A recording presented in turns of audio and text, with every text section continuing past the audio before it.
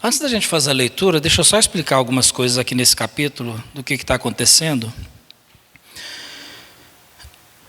Em Atos capítulo 3, nós temos ali, Pedro e João, eles curam um homem aleijado. Depois, Pedro, ele prega para aquelas pessoas que se juntaram para ver aquele fato. No capítulo 4, Pedro e João, eles são repreendidos por estarem pregando no nome de Jesus. Eles são exortados a não falarem no nome de Jesus.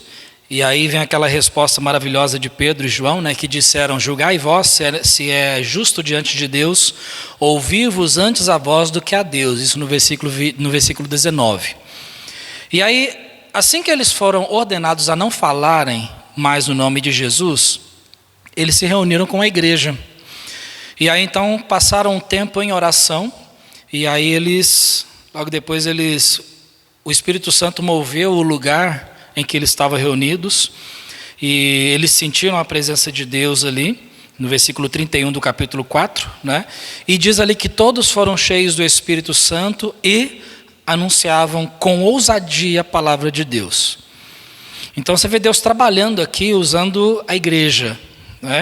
E agora nós vamos estar lendo o versículo 32 do capítulo 4, até o versículo 11 do capítulo 5. E o que nós vamos ver aqui é a santificação pela comunhão.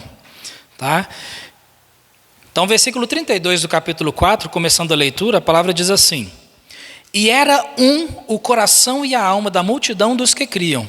E ninguém dizia que alguma coisa do que possuía era sua própria, mas todas as coisas lhes eram comuns. E os apóstolos davam com grande poder testemunho da ressurreição do Senhor Jesus, e em todos eles havia abundante graça. Não havia, pois, entre eles necessitado algum, porque todos os que possuíam herdades ou casas, vendendo-as, traziam o preço do que fora vendido e o depositavam aos pés dos apóstolos. E repartia a cada um segundo a necessidade que cada um tinha. Então José, cognominado pelos apóstolos Barnabé, que traduzido é filho da consolação, levita, natural de Chipre, possuindo uma herdade, vendeu-a e trouxe o preço e o depositou aos pés dos apóstolos. Mas um certo homem chamado Ananias, com Safira, sua mulher, vendeu uma propriedade e reteve grande parte do preço, sabendo-o também sua mulher, e levando uma parte, a depositou aos pés dos apóstolos. Então disse Pedro: Ananias, por que encheu Satanás o teu coração para que mentisses ao Espírito Santo e retivesses parte do preço da herdade? Guardando-a não ficava para ti? E vendida não estava em teu poder? Por que formaste este desígnio em teu coração? Não mentistes aos homens, mas a Deus. E Ananias, ouvindo essas palavras, caiu e expirou, ou seja, ele morreu. E um grande temor veio sobre todos os que isto ouviram. E levantando-se os moços, cobriram o morto e, transportando-o para fora, o sepultaram. E passando um espaço de quase 3 horas, entrou também sua mulher, não sabendo o que havia acontecido. E disse-lhe Pedro: Dize-me, vendestes portanto aquela herdade? E ela disse: Sim, portanto. Então Pedro lhe disse: Por que é que entre vós vos concertastes para tentar o Espírito do Senhor? Eis aí à porta os pés dos que sepultaram o teu marido, e também te levarão a ti. E logo caiu aos seus pés e expirou. E entrando os moços acharam-na morta e a sepultaram junto de seu marido. E o versículo 11 diz: E houve um grande temor em toda a igreja e em todos os que ouviram estas coisas. E depois você pode ler o restante do capítulo em casa, você vai ter um melhor entendimento do que aconteceu depois. Irmãos, essa é a 9ª mensagem sobre a santificação. Nas últimas mensagens a gente viu sobre santificação pela palavra, a forma que Deus usa a palavra dele para poder santificar as nossas vidas. Nós vimos também sobre a santificação pela oração. As nossas orações nos chegam mais perto de Deus, nos dá um maior relacionamento com Deus e a consequência disso é a santificação. E hoje nós vamos estar vendo sobre a santificação pela comunhão. Quando eu falar, toda vez que eu citar sobre a santificação pela comunhão, não estou dizendo da nossa comunhão com Deus, até porque isso aí já está implícito, né? Obviamente, quando nós falamos sobre a santificação pela palavra e a santificação pela oração, palavra e oração é comunhão com Deus, né? Então nós não estamos falando sobre comunhão com Deus, mas o nosso objetivo aqui é falar sobre a comunhão de uns com os outros, a comunhão da igreja. Você se lembra qual que é a definição de santificação? No caso aqui a progressiva que nós estamos vendo. Basicamente, eu sei que nós falamos muitas coisas, mas basicamente a definição de santificação poderia ser Deus transformando o seu Filho, nós, conforme a imagem de Jesus Cristo. Deus nos transformando conforme Jesus. Isso significa que Deus vai nos moldar, né? O nosso molde é Cristo. Ele vai nos moldar para que nós tenhamos pensamentos que Cristo teria, atitudes que Cristo teria, palavras que Cristo preferiria estando Ele no nosso meio, ou seja, atitudes de Cristo. Isso é santificação. Esse é o objetivo da santificação, é transformar o cristão conforme a imagem de Cristo, né?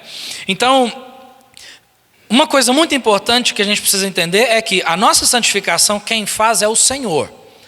Deus nos santifica e Ele tem os meios pelos quais Ele faz isso. Já falamos sobre a palavra, falamos sobre a oração e hoje nós vamos estar falando sobre a comunhão, né? Essa obra que Deus faz em nós só é possível quando nós permitimos Deus fazer. Porque infelizmente o que acontece é que muitos cristãos hoje ainda ficam agarrados nos seus pecados. Aqueles pecados de vícios, né? Aqueles vícios. E quando eu falo pecados de vícios, eu não estou dizendo bebida, cigarro, drogas e etc. Mas são pecados que nós nos acostumamos com eles. Pecados que diante da sociedade e infelizmente até mesmo de muitos cristãos é algo simples, normal. Não, mas todo mundo é assim, todo mundo faz isso. Não, mas Cristo não faria, então nem todo mundo faria. E nós não somos chamados para ser conforme todo mundo e nem conforme a nós mesmos. Nós fomos chamados para ser conforme Jesus Cristo.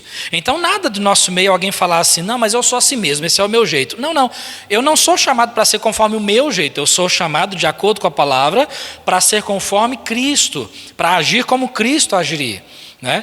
Então isso é santificação, tá? Quando nós falamos então sobre a comunhão entre os irmãos, que é algo que Deus usa para a nossa santificação, eu estou querendo dizer que durante esse momento em que nós estamos juntos, sejam aqui como essa reunião, como igreja, ou até mesmo quando eu estou com você, você comigo, você com outro irmão ou outra irmã, Deus usa a vida dos outros irmãos para santificar a minha vida. E é isso que a gente vai estar vendo hoje à noite. Por quê? Se nós chegarmos a entender a importância da santificação e o fato de Deus usar outros irmãos para trabalhar na minha vida me dando santificação, se eu entender isso, eu vou poder me relacionar melhor com os meus irmãos, eu vou amar mais os meus irmãos e eu vou entender que você está sendo usado por Deus para que Ele trabalhe na minha vida. Porque Deus usa qualquer instrumento que Ele quiser e Ele usa a vida da igreja para trabalhar com a própria igreja. Ele usa a vida dos irmãos para trabalhar entre os próprios irmãos, para trabalhar ali para fazer um trabalho no coração dos seus filhos. Deus faz isso. E então algumas coisas importantes aqui. Esse é um texto base, mas nós vamos ver outros versículos importantes que vão nos mostrar alguns conceitos sobre isso. Mas eu quis usar esse texto, né, para a nossa introdução, porque tem algumas coisas importantes aqui. Em primeiro lugar, você vê que a unidade do coração e da alma é o desejo de Jesus. O desejo de Jesus é que a igreja seja unida no coração e na alma. Você viu ali o versículo 32? E era o coração e a alma da multidão dos que criam. E ninguém dizia que coisa alguma do que possuía era sua própria, mas todas as coisas lhes eram comuns. Irmãos, eu não sei de você, mas cada vez que eu leio esse texto, eu fico maravilhado E eu fico mais ainda chocado de ver o quanto nós estamos tão longe do padrão que Deus estabeleceu. Esse é o padrão de Deus. Esse é o padrão de Deus para a igreja. Todos terem o mesmo coração e a mesma alma. Tá? Quando fala coração, está falando do seu íntimo, do seu ser, o coração. Né? E quando fala da alma, está falando das suas emoções, dos seus sentimentos, ou seja, o nosso coração e os nossos sentimentos, eles devem estar indo para a mesma direção.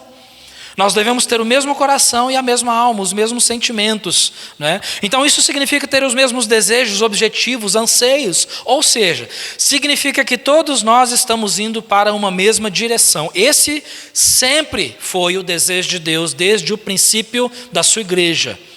O que nós encontramos aqui é o início da igreja. Essa é o que nós chamamos de igreja primitiva, é o começo da igreja. O livro de Atos, ele narra o começo da igreja e a evolução dela, o desenvolvimento dela. A forma com que a igreja nasce, cresce, se desenvolve.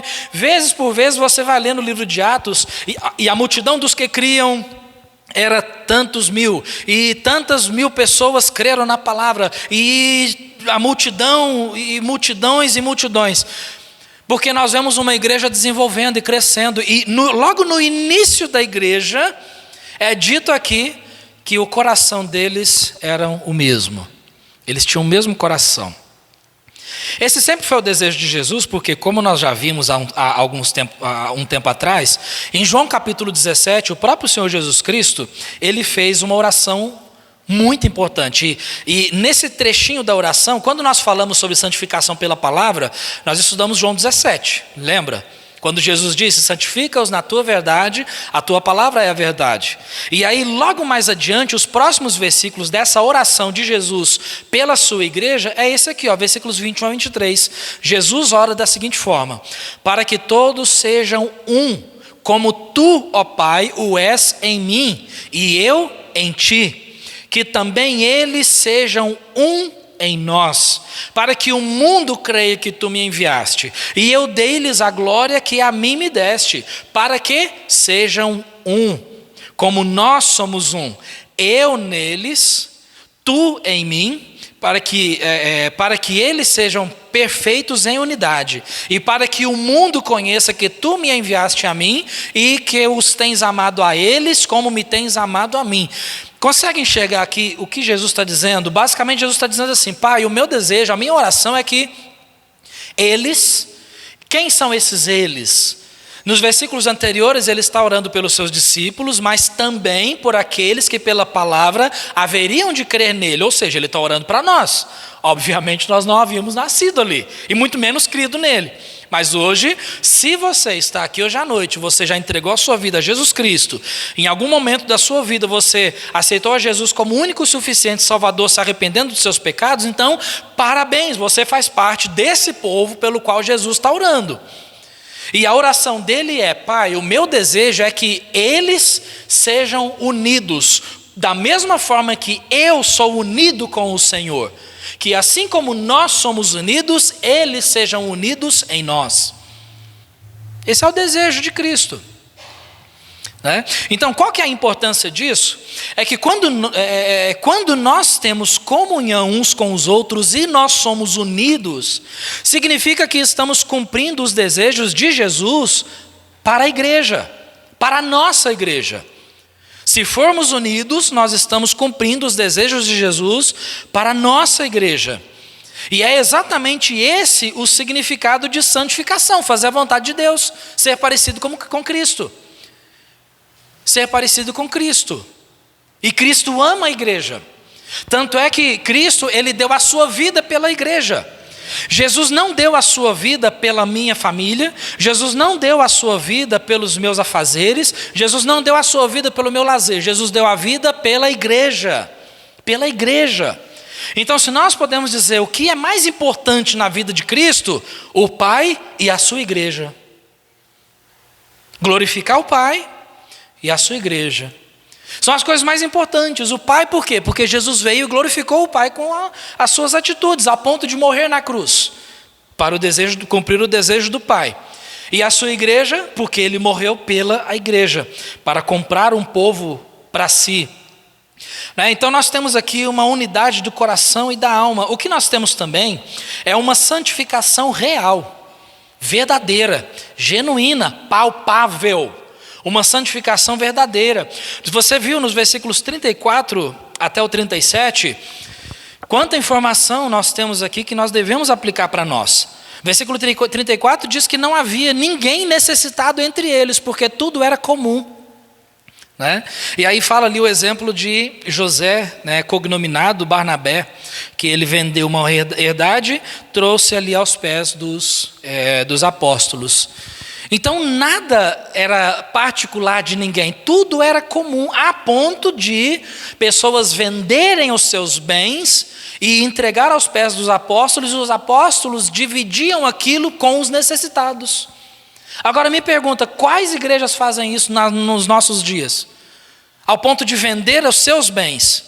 A maioria das pessoas hoje, infelizmente, de igreja e fora da igreja principalmente, querem acumular bens. Não, eu preciso ter uma casa boa, eu preciso ter um carro bom, eu preciso ter isso e ter aquilo, eu preciso comer bom do bom e do melhor, e eu preciso ter boas roupas, eu preciso de tênis, eu preciso disso e aquilo. Pessoas não estão satisfeitas. Quanto mais tem, mais querem. Esse é o mundo em que nós vivemos, e a igreja não pode fazer parte desse mundo. Então eu não estou dizendo aqui, irmãos, que o que nós temos que fazer é cada um vender o seu carro, sua moto, sua casa e trazer o dinheiro aqui para a igreja e nós vamos ratear aqui. Não, esse tipo de comunismo isso não existe, isso aí é uma utopia. Não existe, não funciona e nunca vai dar certo. Mas o que nós estamos dizendo aqui é um relacionamento íntimo entre os irmãos, a ponto de verem irmãos necessitados e venderem as suas propriedades e trazer o dinheiro para que aquele valor suprisse a necessidade de outros irmãos. É isso que nós estamos vendo aqui que está acontecendo. Por isso que eu falei para os irmãos que eu vejo cada vez mais que nós estamos tão distante dessa realidade, desse propósito de Deus.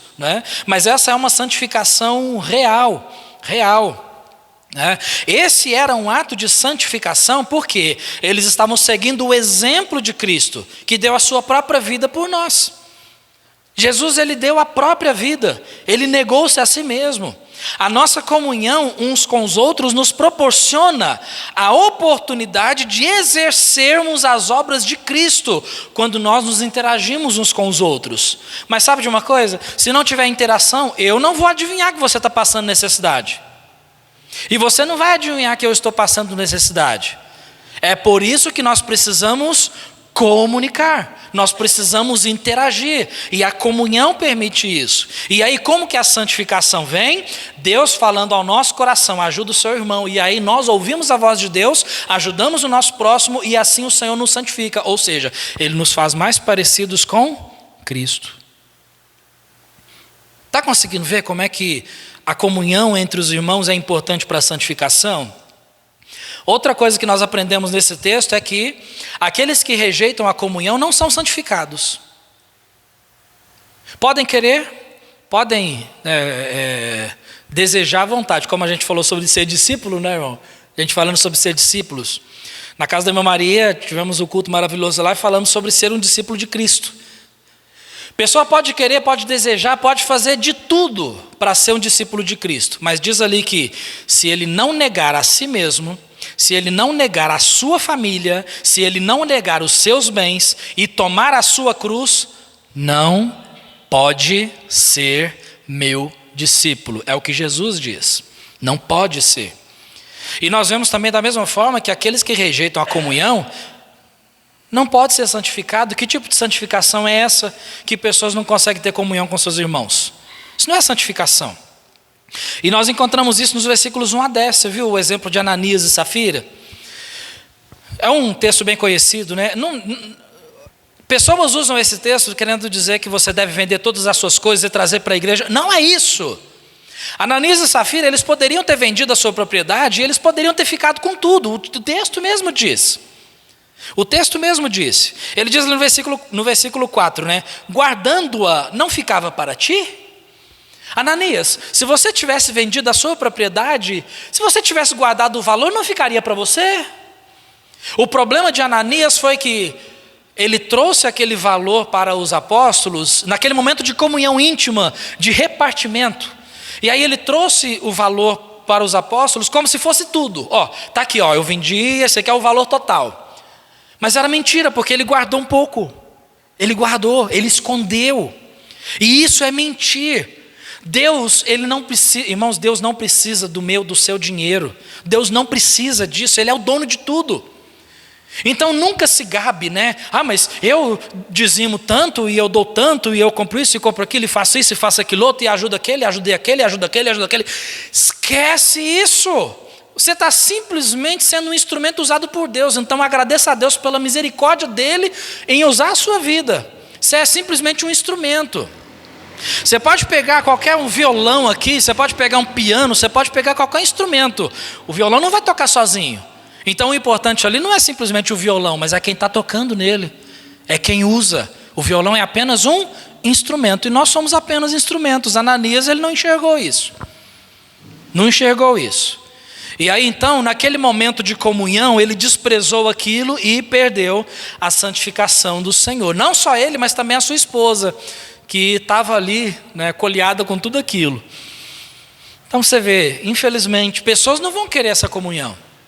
Porque a gente vai ver o que essa comunhão envolve. E eu vou dizer para os irmãos, não é para qualquer um não. Então a disciplina de Deus caiu no meio deles. Por quê? Porque a disciplina de Deus é o meio pelo qual ele preserva a santificação no meio do seu povo. A disciplina de Deus. E às vezes Deus usa um irmão para disciplinar outro. Porque esse é o meio de santificação. E claro, a nossa disciplina sempre está pautada na palavra de Deus. Então quando alguém chega para você, abre a palavra e diz assim: irmão, irmã, você está errado. Se alegre, se regozija. Pega aquela pessoa, abraça ela, dá um beijo no rosto dela. Homem com homem, mulher com mulher, né? Homem com homem não é esse negócio de dar beijo, né? Pega na mão dele, né? E fala: irmão, te agradeço. Irmã, vem cá, me dá um abraço. As irmãs, entre irmãs, né? Vem cá, irmã, me dá um abraço. Que bênção, a irmã é uma bênção para mim. Eu precisava ouvir isso. Por quê? Porque esse é o meio pelo qual traz santificação para o seu povo também. É isso que nós estamos falando, da importância da comunhão. Mas também o que nós vemos aqui é a igreja é santificada pelo agir de Deus através da comunhão. Como que a gente vê isso? Viu o que aconteceu no versículo 11? Disse assim: e houve um grande temor em toda a igreja e em todos os que ouviram essas coisas. Quando eles viram que Ananias e sua esposa caíram ali por causa da correção do Senhor, quando eles viram o que Deus fez, houve um grande temor. E a Bíblia diz em Provérbios que o temor do Senhor é o princípio da sabedoria. Nós precisamos temer a Deus. O temor do Senhor é crucial para a nossa santificação. Por quê? Porque nós estamos, lembra no comecinho dos estudos, nós estamos diante de um Deus santo. E esse Deus santo, ele nos santifica, ele exige de nós vidas santas. A palavra exige de nós vidas santas. E aquele que não tem uma vida santa, ele não pode estar diante desse Deus santo. E para ter uma vida santa é necessário o temor do Senhor. A convivência entre aqueles irmãos no livro de Atos proporcionou a eles um ambiente de santificação, porque eles estavam cumprindo a vontade de Deus e seguindo o exemplo de Cristo no modo de agir uns para com os outros. Foi claro aqui esses ensinamentos no texto? Conseguiram ver? Ok, então o que a gente vai fazer agora, para ir para uma parte mais prática, se os irmãos estão observando, nós estamos caminhando de forma progressiva. Nós demos alguns conceitos no começo e agora nós estamos subindo para algo mais prático para a nossa vida cristã. E então, de agora em diante, vão ser mensagens mais práticas. Então, vem preparado para ouvir mensagens práticas, que vai trabalhar, que vai mexer no seu coração. Porque é isso que a palavra faz. Não é, irmão Carlos? Não é isso que a Bíblia faz? Deu um maravilhoso testemunho hoje de como Deus trabalha no coração. Deus trabalha no nosso coração. Hoje na escola dominical o irmão mencionou, né? Então, olha só. Algumas coisas aqui... Como a nossa comunhão uns com os outros contribui para a nossa santificação. São algumas coisas importantes, né, para nós podermos refletir. Por causa da comunhão, nós praticamos o amor pelos irmãos. E isso faz parte da santificação. Olha o que Jesus disse em João capítulo 13, versículos 34 e 35.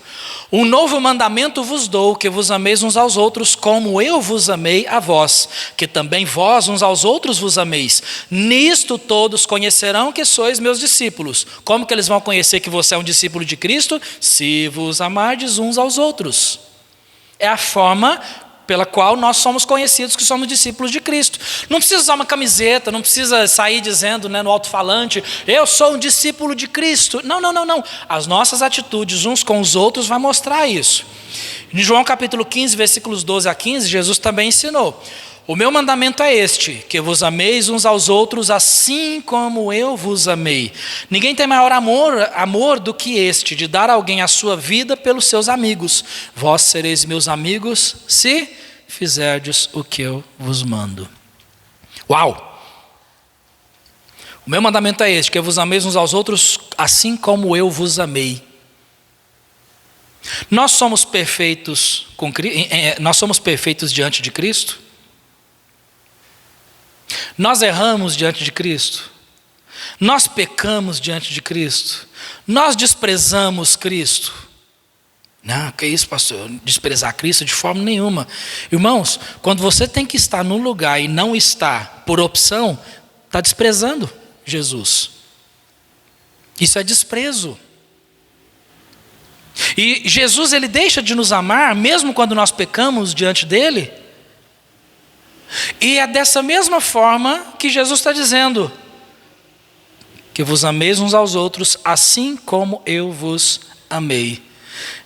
Jesus amou-os até o fim, inclusive aquele que o traiu. Em momento nenhum você vê Jesus dizendo assim para Judas, aquele que o traiu: sai, você não faz parte mais do grupo, pode ir embora, vai embora, não quero ver você mais aqui. Não, Jesus amou todos eles. Por quê?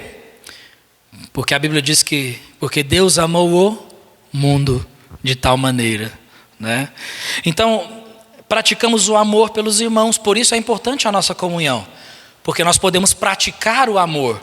Eu acho que fica meio difícil a gente praticar o amor fazendo, por exemplo, cultos virtuais. Você não acha isso, não? Lembra da época da pandemia? Irmãos, misericórdia, fazer culto na frente de um celular ou de um computador. Senhor, por favor, nos livre disso de novo. Porque eu preciso eu gosto de olhar nos seus olhos, eu gosto de ver você, é gostoso quando você tem essa liberdade de chegar e falar assim: pastor, ora por mim, eu estou com dificuldade. Irmão, irmã, ore por mim. Irmão, essa é uma bênção para mim. Irmão, eu te amo em Cristo. Isso só é possível através da nossa comunhão presencial, tá bom? Presencial. Só é possível através da nossa comunhão. Quero ler com os irmãos 1 João, abre lá comigo.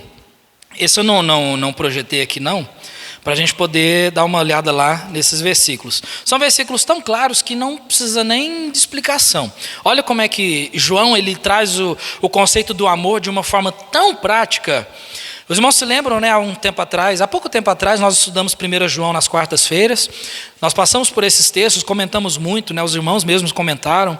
Mas olha lá, 1 João capítulo 3, versículo 10 em diante. 1 João capítulo 3, versículo 10. Nisto são manifestos os filhos de Deus e os filhos do diabo. Qualquer que não pratica a justiça e não ama seu irmão, não é de Deus.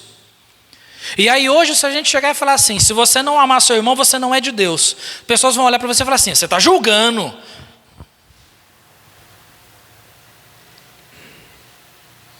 E aí diz ali: porque esta é a mensagem que ouvistes desde o princípio, que nos amemos uns aos outros.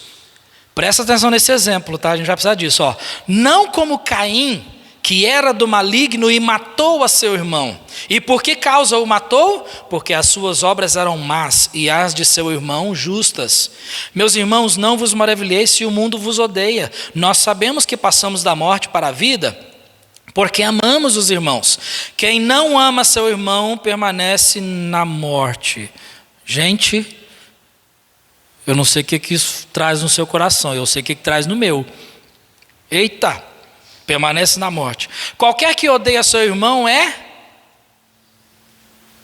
o quê? Homicida, como Caim. No versículo 12. Por isso ele falou de Caim. Qualquer que odeia seu irmão é homicida. E vós sabeis que nenhum homicida tem a vida eterna permanecendo nele. Homicida não é salvo. Não o fato de alguém matar outra pessoa, não é simplesmente o fato de alguém matar outra pessoa que vai levar ele para o inferno. Porque convenhamos, irmãos, até mesmo um cristão verdadeiro, salvo, com vida eterna, nos piores dias da sua vida, ou da sua má saúde, ou da sua depressão, ou de outros problemas mentais, ele pode matar alguém, mas ele é salvo.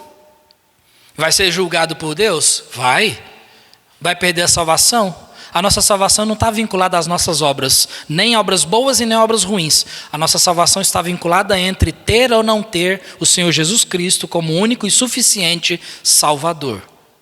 Só, não existe outro conceito.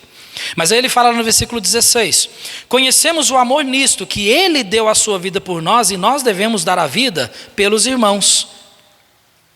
Versículo 18: meus filhinhos, não amemos de palavra nem de língua, mas de obra por obra e em verdade. E o versículo 23: e o seu mandamento de Cristo é esse, que creiamos no nome de Jesus Cristo e nos amemos uns aos outros segundo o seu mandamento. Consegue ver então? Isso nos dá a oportunidade de amar uns aos outros, essa nossa comunhão. Outro aqui, praticamos o perdão por causa da comunhão. Efésios 4:32: antes sede uns para com os outros benignos, misericordiosos, perdoando-vos uns aos outros, como também Deus vos perdoou em Cristo. Como que Deus te perdoou em Cristo? Eu te perdoei, mas você fez de novo. Eu não vou te perdoar mais. Olha, lembra lá aquilo que você fez? Não. Deus nos perdoou em Cristo de forma total. A nossa vida recomeça, né? E nós temos a oportunidade de perdoar uns aos outros e praticarmos o perdão. Lá da minha casa fica difícil eu praticar o perdão. É complicado.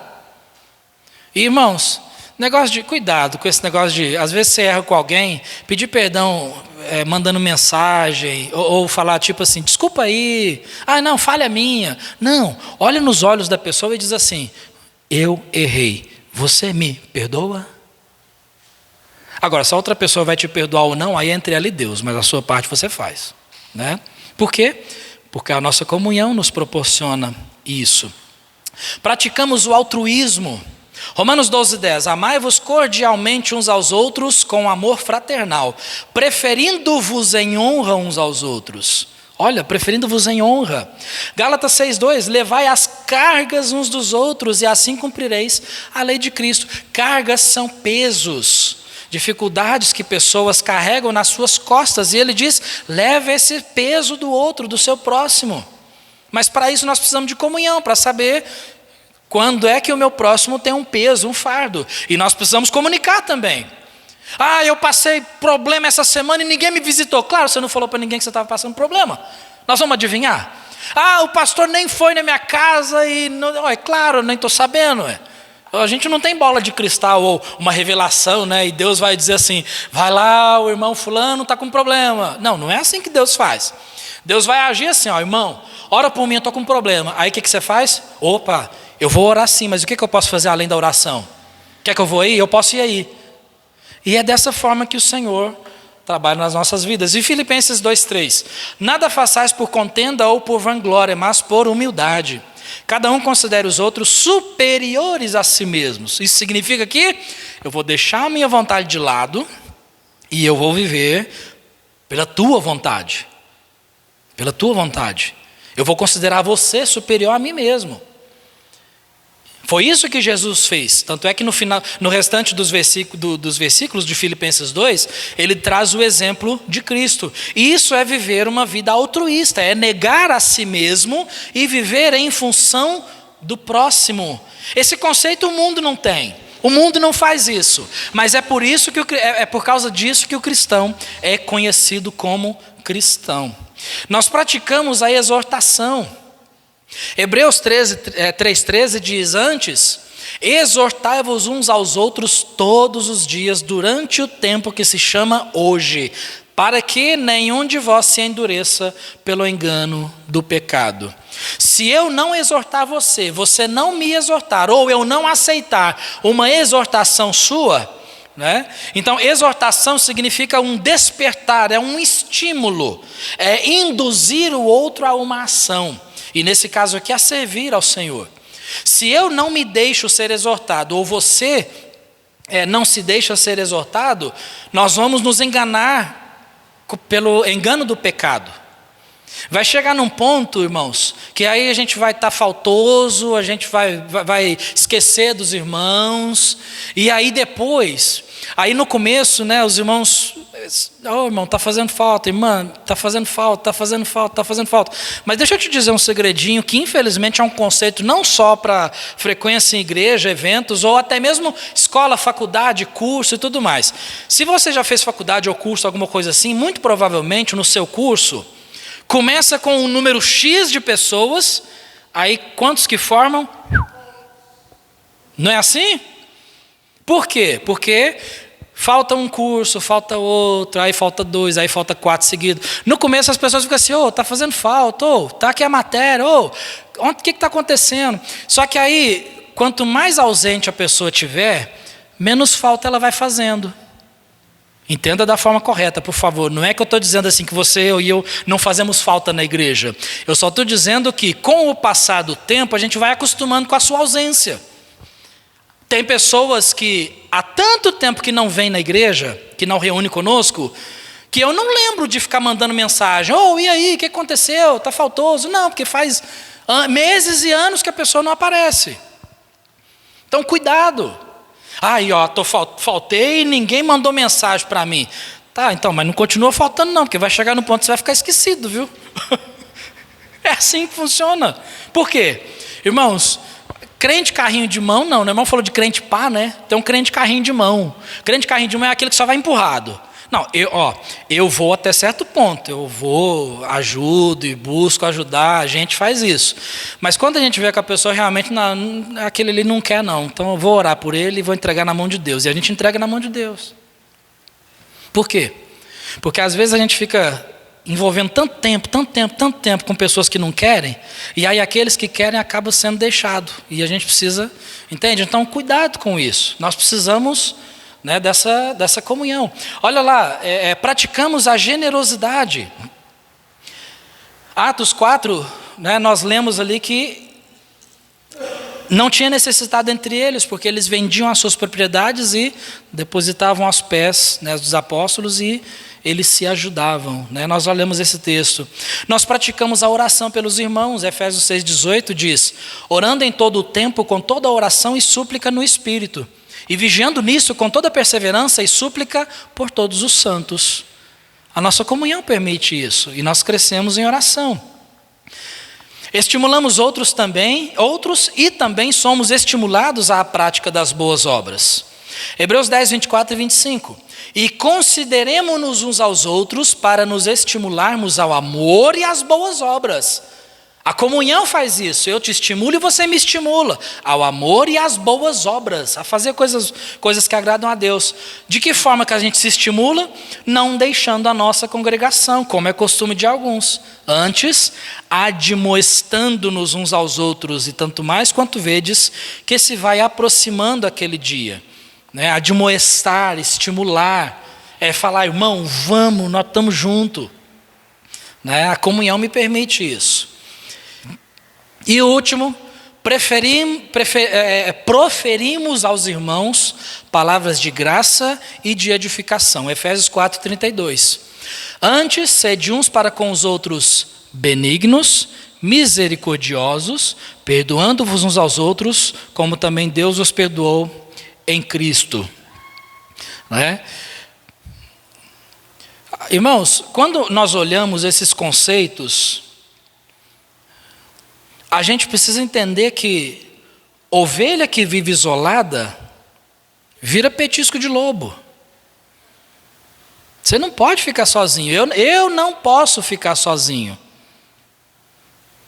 Eu viro presa fácil do pecado, do lobo. Por isso, nós precisamos da nossa comunhão, né? Essas são algumas formas em que Deus trabalha nas nossas vidas, usando a vida de outros irmãos, né? Essas são algumas das formas. Irmãos, a nossa igreja, nós aqui, os nossos irmãos aqui, nós estamos dando uns aos outros votos de confiança de que todos nós cumpriremos esse desejo do Pai com relação a uns aos outros. Não podemos quebrar esse voto. Não podemos quebrar esse voto de confiança. Por isso que quando nós aceitamos alguém em nosso meio, na verdade nós não rejeitamos ninguém, né? Mas aquela pessoa que quer viver em santidade e buscar a vontade de Deus, ela interage mais. Então, aquelas pessoas que chegam, nós damos um voto de confiança. Então não quebre esse voto. Aproveite as oportunidades. Escola Bíblica Dominical, culto de domingo à noite, culto de oração na quarta-feira, reunião de mulheres e homens, cultos nos lares, tudo isso e outras programações, culto nas igrejas, culto de aniversário e tudo mais, são formas que Deus usa para trabalhar nas nossas vidas. E se o Espírito Santo não fazer com que nós enxerguemos a importância disso, não vai ser outra pessoa que vai fazer, porque nós não somos melhores que o Espírito Santo. Então o Espírito Santo é quem mostra. Conceito aqui que nós aprendemos hoje, para a gente fazer uma conclusão é: quando você ama o seu irmão, quando o perdoa, quando o edifica, quando o encoraja e quando o estimula às boas obras, o meu irmão é abençoado, mas o maior beneficiado será você, eu. Porque somente assim você estará cumprindo a vontade de Deus e Ele santificará a sua vida diariamente, tornando você mais parecido com Jesus. Isto é santificação. Isso é santificação. E nós não podemos nos esquecer de um versículo muito importante. 1 João 7. Mas se andarmos na luz, como Ele na luz está, temos comunhão uns com os outros, e o sangue de Jesus Cristo, seu Filho, nos purifica de todo pecado. Purifica de todo pecado. Mas para isso, nós precisamos fazer o quê? Andarmos na luz. Se andarmos na luz, a consequência, teremos comunhão uns com os outros e a purificação de Jesus Cristo nas nossas vidas. Isso é santificação. Por outro lado, se eu não tenho comunhão com os outros irmãos, não quero, ou não gosto, ou não prezo isso, então isso significa que é porque eu não estou andando na luz. É uma causa e consequência. Então que Deus nos ajude a realmente amarmos essa comunhão, prezarmos essa comunhão. Aproveita essa comunhão, temos ferramentas para isso. Você pode mandar um áudio para o seu irmão, melhor do que digitar é mandar um áudio. Manda um áudio para o seu irmão. Irmãos, é tão gostoso, às vezes alguém pede oração. Talvez no grupo da igreja alguém coloca ali: irmãos, ore por mim, ore para tal pessoa. Aí você pega e vai no particular daquela pessoa e manda um áudio para ela, em forma de oração, sabe? Senhor, eu peço que o Senhor esteja ajudando a dona Nilza, Senhor. Ajuda ela nas suas dificuldades, porque ela compartilhou aqui que está tendo dificuldade nisso e nisso, né? Ela precisa de oração pela saúde e tal. Ajuda ela, Senhor. Em nome de Jesus, amém. E manda para aquela pessoa. Garanto que a pessoa vai ficar muito feliz. Mas não, a gente não tem usado as ferramentas que Deus tem nos dado, nos permitido. Então usa. Mas lembra, nada dessas coisas substitui a nossa comunhão pessoal, presencial. Por quê? Porque esse é o desejo de Deus para a sua igreja. Amém? Vamos ficar de pé para a gente orar. A gente não vai cantar um cântico hoje, eu quero só finalizar com oração. Mas uma pergunta muito importante, para que todos possam fazer parte dessa comunhão, em primeiro lugar nós temos que ter o mesmo Pai. Nós temos essa comunhão porque o nosso Pai é o mesmo. Aí a pergunta que fica é: Deus é o seu Pai? Porque Deus só é Pai daqueles que se arrependeram dos seus pecados e creram em Jesus para a salvação. Irmãos, eu não me esqueço, me lembro como se fosse ontem. Na verdade eu me lembro como se fosse há 5 minutos atrás. Eu no mês de dezembro de 96, lá no meu quartinho, eu, solteiro, moleque, dobrei o meu joelho lá na beira da minha cama e orei a Deus: Senhor, me perdoe porque eu sou pecador, mas eu reconheço que Jesus é o único Salvador. Eu não quero ir para o inferno, Deus. Perdoa meus pecados e que Jesus salve a minha vida, porque eu entrego a minha vida nas mãos dele nesse momento, para que ele seja o meu único Salvador. Daquele dia em diante eu tenho certeza absoluta, eu estou salvo e Deus passou a ser o meu Pai. Então a pergunta é: Deus é o seu Pai? E se é, como está o nosso relacionamento com os nossos irmãos? Que Deus usa a nossa vida para ser uma bênção uns nos outros, amém? Porque dessa forma Deus nos santifica e nos faz mais parecidos com Cristo. Vamos orar?